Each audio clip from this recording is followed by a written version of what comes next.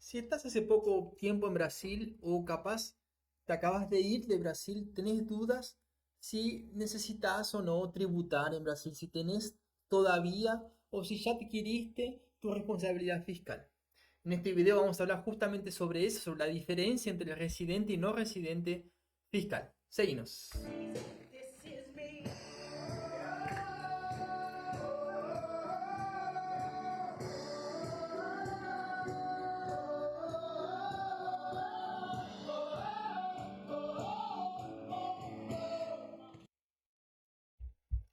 ¿Cuál es la diferencia entre residente y no residente fiscal?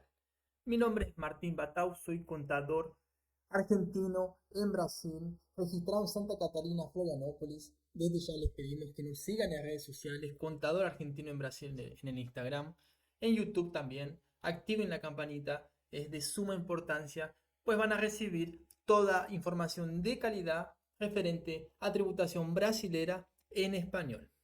Así que, empezando con nuestro tema de hoy, y cuál es la diferencia entre residente y no residente, ¿sí? Podemos ver lo siguiente, ¿tá? Básicamente, ¿qué es un residente? Es una persona física que reside en Brasil por más de 183 días, consecutivos o no, dentro del año fiscal. También lo podemos definir, ¿no?, como extranjero con visa permanente o visa temporal con vínculo laboral. Entonces, viniste a Brasil hace más de 183 días que estás o estuviste durante el año 183 días, sos residente. Obtuviste tu visa, ¿sí?, tu permiso para vivir, para residir en Brasil permanente o una visa temporal con vínculo laboral, sacando el Mercosur, que el Mercosur a partir del momento que tiene la visa temporal ya tiene residencia fiscal también, ¿no? Pero hay algunos países que necesitan de ese vínculo laboral para que sea otorgada la visa temporal.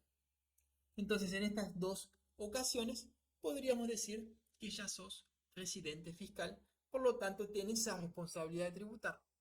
Ahora, ¿cuándo soy no residente? Bueno, sos no residente cuando una persona que no cumple con los criterios, o sea, no estuvo más de 183 días y tampoco tiene visa. Entonces, una persona que viene básicamente de turismo. ¿Ok? 183 días, para los que no saben, son aproximadamente 6 meses. ¿Tá? El extranjero que permanece entonces en Brasil por menos de 183 días todavía no es considerado residente fiscal. Y la persona que antes residía en Brasil, pero que después se fue para vivir en otro país e hizo la salida fiscal definitiva. ¿Tá? Pueden ver acá abajo que yo les puse que hay una diferencia, ¿no? DSDP y DAA. ¿Por qué puse esta información acá? Declaración de salida definitiva del país y declaración de ajuste anual. Son dos declaraciones fiscales las cuales podemos estar obligados. ¿Cómo así, Martín? ¿Cómo funciona? Declaración de salida definitiva del país. Todas las personas que se van de Brasil para perder la responsabilidad fiscal y no ser tributados nuevamente, deben hacer esta declaración. ¿Y la declaración de ajuste anual para qué sirve? Es la declaración de impuesto de renta, que cuando llegas a Brasil, sos obligado a hacerla. Donde básicamente vas a informar cuál es el patrimonio que tenés en ese momento que estás entrando. Y esto no es negativo, esto es positivo. ¿Por qué? Porque tenemos la posibilidad de informar nuestro patrimonio pre-residencia fiscal en Brasil, lo que nos va a permitir futuramente, por ejemplo, hacer un traspaso de divisas, traer el dinero que tenemos en nuestro país para Brasil sin pagar nuevamente impuestos. ¿Ok? Dicho esto, vamos a la siguiente información, que son las obligaciones fiscales que tenemos a partir de ese momento. Entonces, obligaciones fiscales de residentes, debemos debemos declarar todos los ingresos, incluidos los obtenidos en el extranjero, a través de diferentes dispositivos internos, ¿no? ¿Qué son dispositivos internos? Son tipos de declaraciones. Entonces, la más conocida, la que más van a escuchar, de marzo a mayo de cada año, es nuestra declaración de impuesto de renta. Pero tenemos otros dispositivos que acompañan. Por ejemplo, el carnet León, que es una declaración para todo autónomo o para toda persona que recibe dinero del exterior, la cual es mensual. Y debemos hacer esta declaración hasta el último día hábil del mes subsecuente. Por ejemplo, tenemos la SUCAP, que es una declaración para el gano de capital, por ejemplo, cuando vendemos inmuebles. Entre otras declaraciones posibles dependiendo la situación de cada contribuyente. ¿Ok? Para este tipo de tributación como persona física, deben respetarse las alícuotas de la tabla progresiva de Brasil, la cual empieza con 7.5% hasta 27.5%. ¿Ok? Ahora, cuando somos no residentes, también tenemos que hacer declaraciones, también tenemos que pagar impuestos. Y ahí la respuesta es depende. Cuando sos no residente fiscal, solamente vas a pagar impuestos de rendimientos que tengas directamente en Brasil.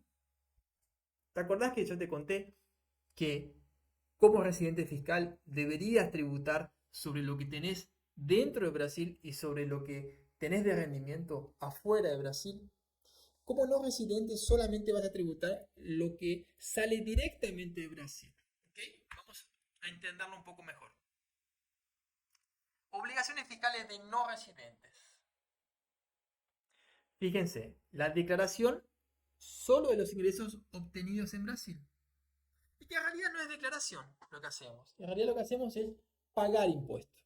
Entonces, ¿cómo que hacemos ese pago de impuestos si estamos en otro país y ya no somos más residentes brasileños? La tributación es exclusiva en la fuente.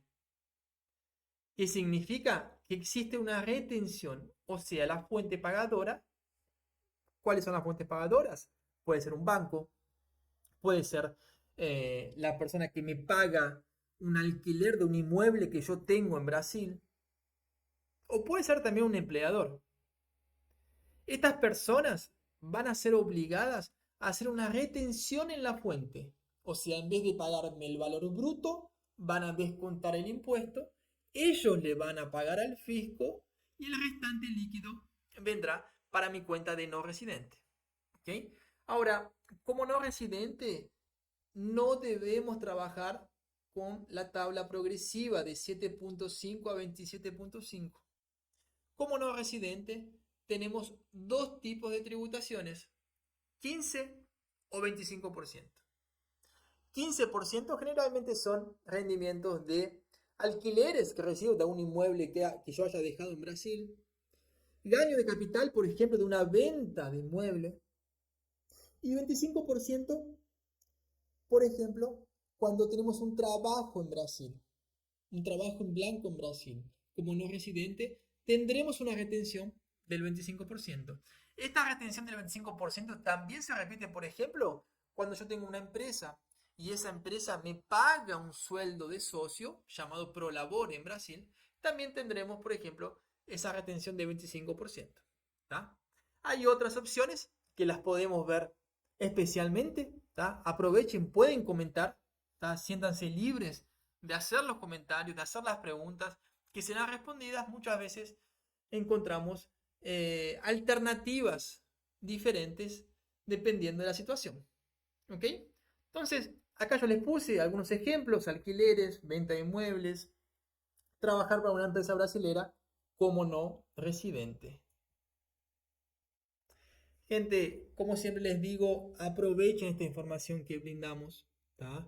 Pero aprovechen y síganos también en las redes sociales para ayudarnos. ¿Tá? En Contador Argentino en Brasil, en Instagram. Tenemos también nuestro canal de YouTube, Contador Argentino en Brasil, y nuestra página Latam Contable.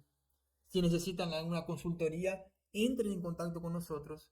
Tenemos amplia experiencia con no residentes y con residentes que son generalmente latinoamericanos. Entendemos cuáles son los dolores de estas personas, cuáles son las necesidades del nuevo residente en Brasil. Nos vemos en el próximo tema.